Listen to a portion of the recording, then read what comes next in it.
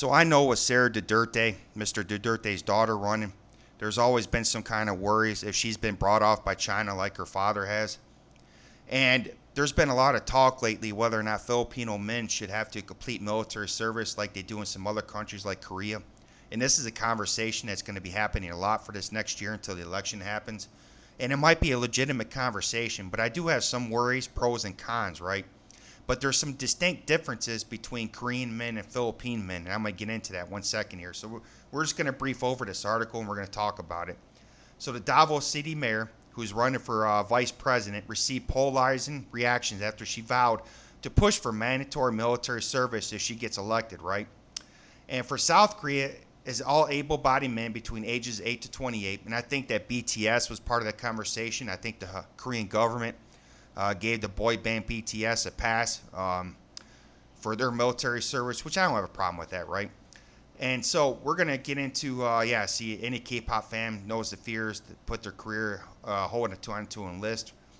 So in Korea, they have on the border North Korea, of course. North Korea is one of the most hard regimes out there, and they're right next to China.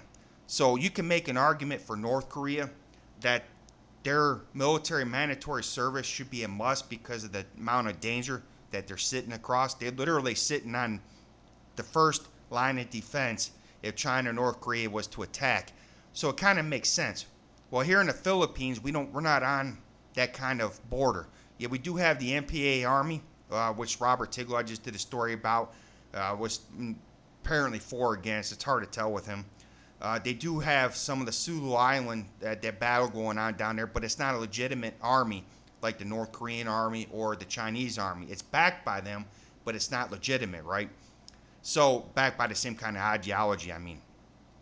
So we don't have the same kind of border disputes, but we do have the West Philippine Navy Sea dispute. So I'm curious by the mandatory service if it's going to be that you can get to pick or they pick for you based off some kind of testing. And I think before Sarah Duterte can implement anything like that, good or bad, well, don't matter what your feeling is on it, I think they need what they call a think tank. What you're going to have to do is you're going to have to get some military generals together, both Navy, the Army, and Air Force, and you're going to have to talk about it. You're going to have to get some top-notch people that your best history professors. And the reason why you want a history professor there is because you want somebody with previous knowledge of experience, with knowledge in the region. So you want somebody like that in there too. So you're going to want like a group of 5 to 12 people to get together and to talk about the pros and cons of this.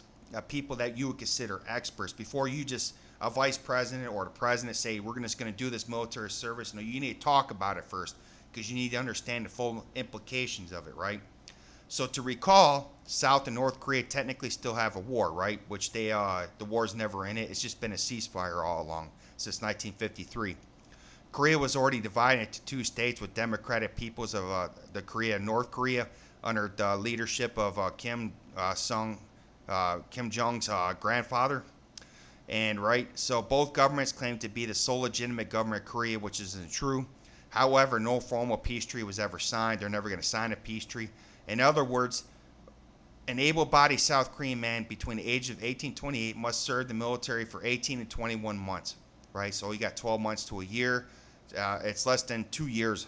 That's actually not bad. Most military service in America is 3 to 4 years, right? Upon turn 18, all eligible citizens must immediately enlist for the first citizen service. Korean men, however, can put their mandatory enlistment until the age of 28. If you object to the law, you immediately be sentenced to jail. This could be seen in a case of somebody who was jailed for 15 months and refused to serve in 2010. So they pretty much put him in jail for as long as he would have served, right? So the first argument that you're going to have to make is the Philippines under the same kind of threat, the same kind of situation as North Korea. And the argument can be yes on the West Philippine Sea side. So that kind of argument can be made. The other argument is, do we have the same kind of men as North Korea? Now, if you watch some of my videos, you know that I get after the men a lot here in the Philippines.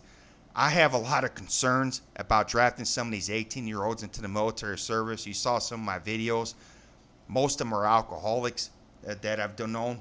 But I've also known a lot of people that want to enlist it. They're talking about it. There's a lot of good people, too. So I think there would be enough good people in the Philippines who might receive that kind of military training. And hopefully, with military service, a lot of men will get some kind of discipline. I don't have a problem with this. Now, I know most people think I would have a problem with it, but I don't, because I kind of understand it. All I'm saying is it needs to be discussed by people who are ideology, has a knowledge of the region, who has a knowledge of the military, who has a knowledge of history. It needs to be talked about, right? So on the other hand, Korean men who do not qualify for more active units have choose to serve as a member of the military band, military chef, and a social service worker, right? Celebrities who enlist in the military band include, they talk about some celebrities. I don't know who these people are, but I'm sure they're popular. Meanwhile, Korean men who found to be incapable of enlisting due to health, mental, or physical incompetence, exempt from mandatory service.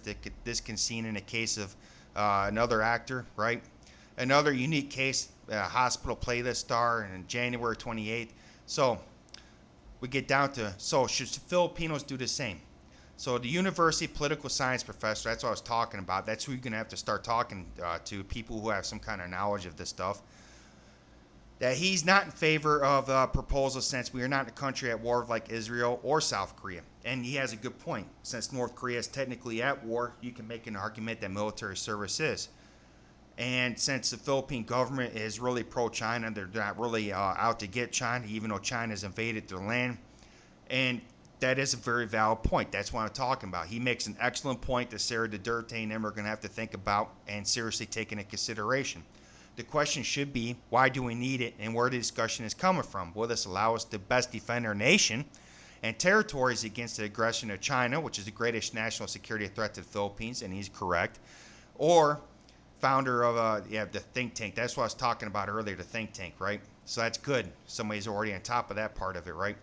But they need a government one. Sarah's going to have to get her own people together or talk to the people who's already discussed this, so they can get a better idea, a better proposal how to do this. This has to be done completely correct, right? On the other hand, the AFP welcomes Duterte's Carpro proposal, since it will help install patriotism and help with national building efforts. Now, since I've been in the Philippines, when I first got here, everything was regional. There was no Filipino talk. So it was like, don't go to this region, go to this region. Don't live here, live here. There was no, welcome to the Philippines as a whole. But when Duterte became president, there was some kind of nationalized effort where people started, raising that Filipino flag up more, right? So they're starting to get a little bit more Philippine. So I can see why the AFP would say something like that, because there does need to be a stronger nationalized sense, and I don't have a problem with that. That's another great pro. It goes just as good as the con. This is stuff that needs to be talked about. To protect the Philippines' territory and the maritime sovereignty, argues that mandatory military service is not the answer, since the country should not be strategic on strengthening the country's defense capabilities, such as Navy and Air Force, right? Another thing, too, if you make a mandatory military service, there's a such thing, like in America where it's an all-volunteer army. You're getting people that love their country joining, right? You're getting people that want to be there. Now, if you make this mandatory, you're getting people that don't want to be there, so you're going to have different kind of problems in the military that people need to talk about. You're going to have maybe some soldiers not going to listen, some soldiers not going to be disciplined, and you're going to have a lot of problems that are going to have to be dealt with, and new institutional policies are going to have to be put in place. So this has to be well thought out. So, the whole situation, there's pros and there's cons. And a lot of people, both sides, have some good points, and those good points are going to have to be weighed against one another. The other thing, too, is, does the Constitution of the Philippines ban this? I don't know the Philippine Constitution, so you're going to have to get a constitutional lawyer in on it as well, right? So you're going to have to do all these wonderful things before you sit there and say this service is mandatory. You're going to have to think things out. You're going to have to weigh the pros and cons before you do anything like this. Anyway, this is Joe's Corner. I'm just giving my thoughts on this. And I think that there's some good possibilities that come out of this, and I think there's some bad ones. And it needs to be dealt with. It needs to be discussed. Anyway, take care of each other.